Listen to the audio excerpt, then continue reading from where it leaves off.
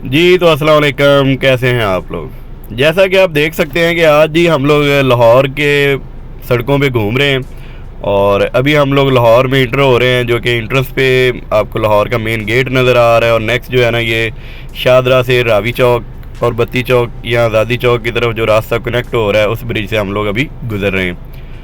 तो आज हमारा विज़िट जी बहुत ही ज़्यादा स्पेशल होने वाला है और उसमें स्पेशल इस हवाले से है कि वो लोकल मैन्युफैक्चरिंग में जो है ना बहुत ज़्यादा काम हो रहा है। तो चलते हैं उसके लिए बात करते हैं।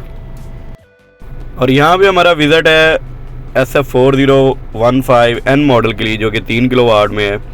और इस इंडस्ट्री के हवाले से मैं बात करता जाऊँ तो पाकिस्तान में जो राइस के मतलब मशीनरी है वो ये लोग लोकल लेवल पे बना रहे हैं और पाकिस्तान की जो राइस की इकॉनमी में एक ओवरऑल कंट्रीब्यूशन है उसको सपोर्ट कर रहे हैं। तो इसमें काफ़ी सारी मशीनरी है जो कि बनती है, पहले ये इंपोर्ट होती थी और अभी जो है ना ये लोकल लेवल पे बन रही है। तो यहाँ पे हमारे साथ मौजूद हैं जनाब इजाज़ ख्वाजा साहब, जो कि माशाल्लाह बहुत ही ज़्यादा हम्बल इंसान है और हम लोग इनके पास जब भी विज़िट करते हैं तो बड़े प्यार से मोहब्बत से मिलते हैं और हाथ पकड़ के हमें एक एक चीज़ दिखा रहे होते हैं कि इस तरफ जो है हमारा जनाब प्रोसेसिंग यूनिट है, यहाँ पे हमारी जो है ना फैब्रिकेशन हो रही है, यहाँ पे वेल्डिंग हो रही है और यहाँ पे हमारी असम्बली हो रही है, यहाँ पे पाउडर कोटिंग का प्लांट है। एक एक चीज़ मतलब इस तरह से वो टेक केयर करते हैं हमारी विज़िट के हवाले से कि जैसे बिल्कुल एक नए बच्चे आते हैं स्कूल में तो उनको पूरा स्कूल दिखाया जाता है। अगर बात की जाए ओवरऑल जो लेगेसी है जिसको इन्होंने बिल्कुल कंटिन्यू किया है, तो मोर देन 40 से 45 ईयर्स की कंट्रीब्यूशन है स्पेशली राइस मशीनरी के अंदर। और उसमें इंपोर्टेड मशीनरी से लेके जो लोकल मशीनरी तक का सफ़र है वो माशाल्लाह इनके हाथों से होके गुजरा है। सारे जो डेवलपमेंट प्लान्स हैं, जो एक इंजीनियरिंग का मामला हैं, वो सारे इनके हाथ से होके गुजरे। और अभी माशाल्लाह जो फर्स्ट जनरेशन थी उसके बाद नेक्स्ट जनरेशन इसको कंटिन्यू कर रही है। और यहाँ पे बहुत अच्छी फील आती है कि हाँ यार, पाकिस्तान में पाकिस्तान की इकॉनमी के लिए ओवरऑल जो हमारे फार्मर हैं, ज़राअत के लोग मुंसलिक हैं, उनके लिए कोई काम हो रहा है। तो अब हम बात करते हैं कि लेज़र मशीन इस प्रोसेस में कैसे हेल्पफुल है। मतलब मैंने आपको एक ओवरऑल सिनेरियो तो बता दिया कि ये इस तरह की मशीनरी डेवलप हो रही है, ये राइस के मतलब मशीनरी है, ये उस इंडस्ट्री को ग्रो कर रही है।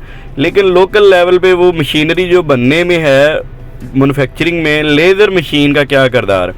तो आप यहाँ पे देख सकते हैं कि काफ़ी सारे आपको जो है ना मेटल प्लेट्स नज़र आ रही हैं, ये मुख्तलिफ थिकनेसेस में हैं। और दूसरे ममालिक से जब मशीनरी इंपोर्ट होती थी तो उसकी मेन रीज़न ये होती थी कि उसकी जो बिल्ड क्वालिटी है वो बहुत ज़्यादा हाई होती थी। उसके ऊपर जो पाउडर कोटिंग है, जो उसका ओवरऑल डिज़ाइन है, वो बहुत ही ज़्यादा पायेदार और अपने आप में प्रोडक्शन के हवाले से बहुत ही ज़्यादा फास्ट होता था।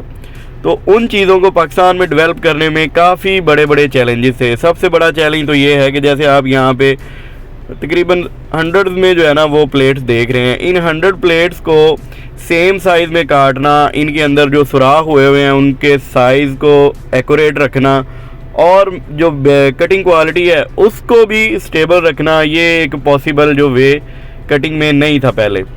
और इसी पॉइंट पे आके सनफिंग लेज़र पाकिस्तान में अपना किरदार बखूबी अंजाम दे रही है। लोकल इंडस्ट्री को ग्रो किया है, लोकल स्किल्स को जो है ना पावर अप किया है और अल्हम्दुलिल्लाह आप एक अच्छे पैमाने पे लोकल इंडस्ट्री जो है वो अपनी मैन्युफैक्चरिंग कर रही है। इससे पहले जो मसले मसाइल थे उनमें एक लिमिट थी, 3 mm 2 mm के जो सुराख होते थे वो बेवल होना शुरू हो जाते थे, ओवल होना शुरू हो जाते थे, उसमें टेपरनेस ज़्यादा थी, उसकी जो सराउंडिंग पे जो कटिंग फिनिश क्वालिटी है वो बहुत ही जो है ना लो होती थी। कटिंग के बाद भी बहुत तरह के प्रोसेस जो है ना वो करने पड़ते थे।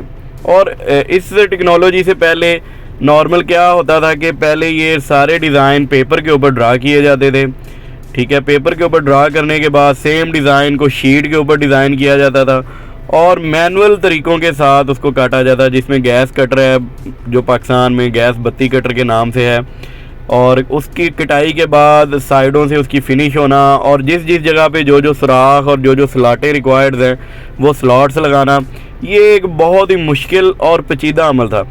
और इसमें सबसे बड़ा चैलेंज ये भी आता था कि हमें इतनी ज़्यादा ट्रेंड लेबर अवेलेबल नहीं होती थी।